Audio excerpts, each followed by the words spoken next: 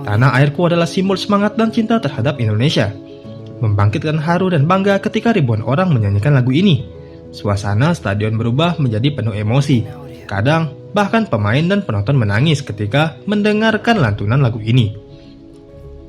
Tradisi supporter timnas untuk menyanyikan lagu itu sudah menjadi bagian dari tradisi supporter Indonesia, terutama di pertandingan sepak bola. Ini seperti cara mereka berkata, "Kami selalu mendukung kalian apapun hasilnya." Baru-baru ini, momen ribuan supporter Indonesia menyanyikan lagu Tanah Airku di laga timnas menjadi viral. Banyak orang dari luar negeri memuji semangat dan kekompakan supporter kita. Mereka kagum bagaimana lagu ini bisa menciptakan atmosfer yang begitu menggetarkan. Bahkan orang luar negeri banyak yang mereaksi lagu Tanah Airku usai timnas berlaga.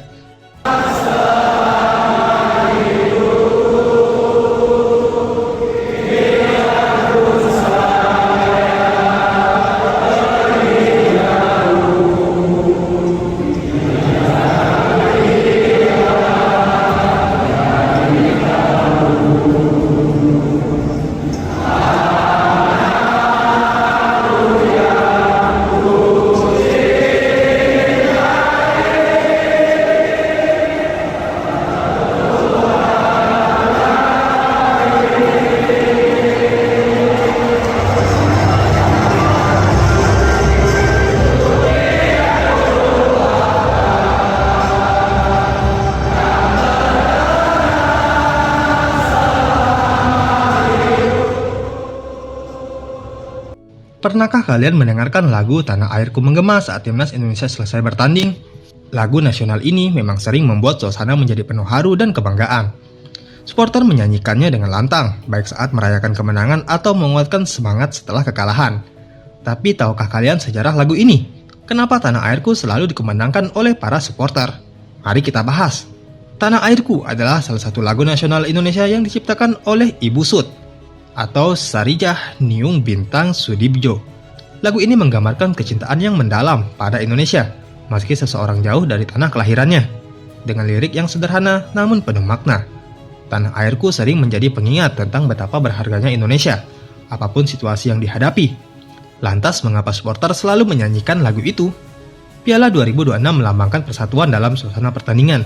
Lagu ini mengingatkan semua supporter untuk tetap bersatu, baik menang maupun kalah. Tanah Airku adalah simbol semangat dan cinta terhadap Indonesia. Membangkitkan haru dan bangga ketika ribuan orang menyanyikan lagu ini. Suasana stadion berubah menjadi penuh emosi. Kadang, bahkan pemain dan penonton menangis ketika mendengarkan lantunan lagu ini. Tradisi supporter timnas untuk menyanyikan lagu itu sudah menjadi bagian dari tradisi supporter Indonesia, terutama di pertandingan sepak bola. Ini seperti cara mereka berkata, "Kami selalu mendukung kalian apapun hasilnya." Baru-baru ini, momen ribuan supporter Indonesia menyanyikan lagu Tanah Airku di laga timnas menjadi viral. Banyak orang dari luar negeri memuji semangat dan kekompakan supporter kita. Mereka kagum bagaimana lagu ini bisa menciptakan atmosfer yang begitu menggetarkan. Bahkan orang luar negeri banyak yang mereaksi lagu Tanah Airku usai timnas berlaga. Mereka merasa ada kekuatan magic di lagu itu. Beberapa media asing bahkan menyebut momen ini sebagai salah satu sorotan utama dari pertandingan Indonesia dan dunia sepak bola. Mereka menyoroti bagaimana lagu nasional bisa menyatukan ribuan orang dalam satu suara. Tanah Airku bukan sekedar lagu. Tanah Airku bukan hanya lagu nasional biasa. Ini adalah pengingat akan cinta terhadap Indonesia, sekaligus semangat juang yang tak pernah padam. Di dunia sepak bola, Tanah Airku bukan hanya dinyanyikan di stadion, namun juga menjadi simbol harapan bagi banyak orang. Saat timnas bermain di luar negeri, lagu ini sering menjadi senjata supporter untuk menunjukkan kebanggaan mereka. Meski jauh dari rumah, mereka membawa semangat Indonesia lewat lagu ini. Tanah Airku adalah lebih dari sekedar lagu nasional. Ini adalah simbol persatuan, kebanggaan, dan cinta terhadap tanah air. Setiap kali dinyanyikan di laga timnas atau acara olahraga lain, lagu ini selalu berhasil menyentuh hati semua orang yang mendengarkan. Apakah kalian juga pernah merasakan momen magic dalam menyanyikan lagu ini di stadion?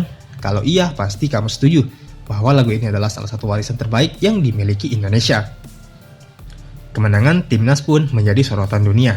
Media Belanda memberikan julukan untuk skuad Garuda usai mengalahkan Arab Saudi beberapa waktu yang lalu.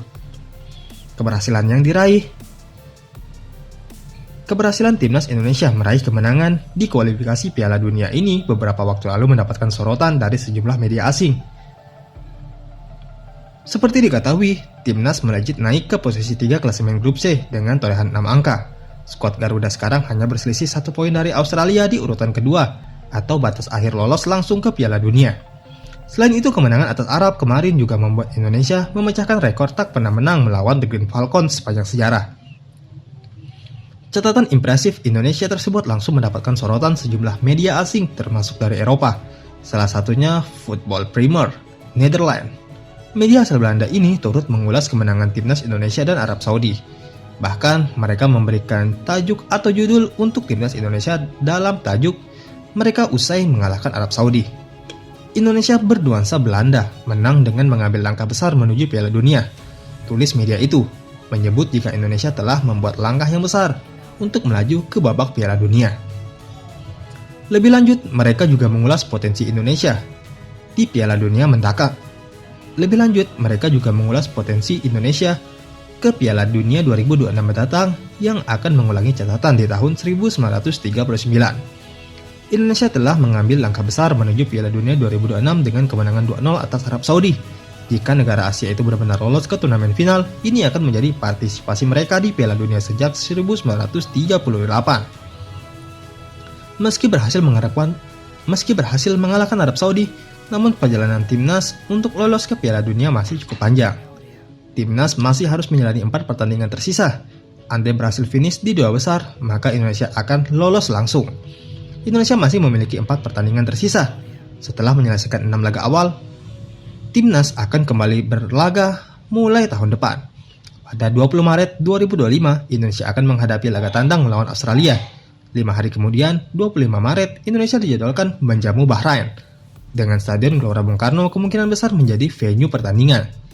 Perjalanan Indonesia di grup C penuh tantangan.